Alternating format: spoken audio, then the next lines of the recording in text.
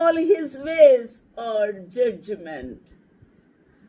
A God of truth and without iniquity, just and right is he. What a marvelous names of the Lord are they. He is the most awesome God. The tremendous works of the Lord are proving his mightiness. Wonder-working God. Hallelujah.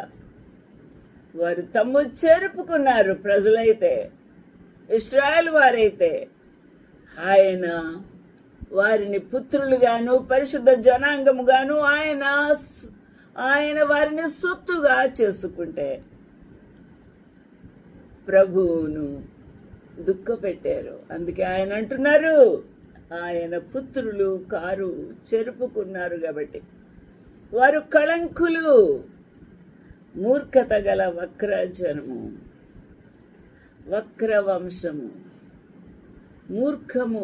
మూర్ఖము మన జీవితంలో ఉందా? వంకర బ్రతుకుతో ఉన్నామా? అపవిత్రులమైపోతున్నామా? కళంకము కలిగిన వారుగా ఉంటున్నామా? ఆయన వారిని చూసినప్పుడు చెరుపు చేసుకున్నారు, తమ్మును చెరుపుకొనిరి. ఆయన పుత్రులు కారు, వారు కళంకులు, మూర్ఖత గల వక్రవంశము. ప్రభునందు ప్రియమైన వాళ్ళారా, నీవు ఏ స్థితిలో ఉన్నావు? They have corrupted themselves. They have corrupted who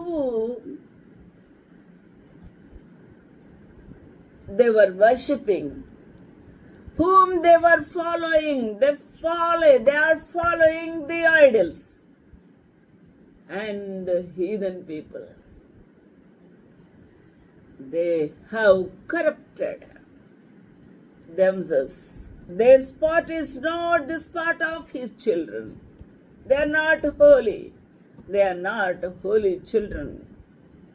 They are a perverse and crooked generation. ఎంత బాధతో చెప్తున్నాడు ఆలోచించు. కళంకులు, మూర్ఖత కల వక్రవంశము. ఆలోచన చేద్దాం. ఇట్టి బ్రతుకుతో తమను తాము అపవిత్రపరుచుకున్న ఇశ్రాయేలు వారు ఉన్నారు. అయితే మన ప్రభు అయితే ఎట్టివాడు అంటే, ప్రభువా నువ్వు ఎవరినైనా శిక్షించావు అనంటే, ఎవరినైనా బాధ పెట్టేవు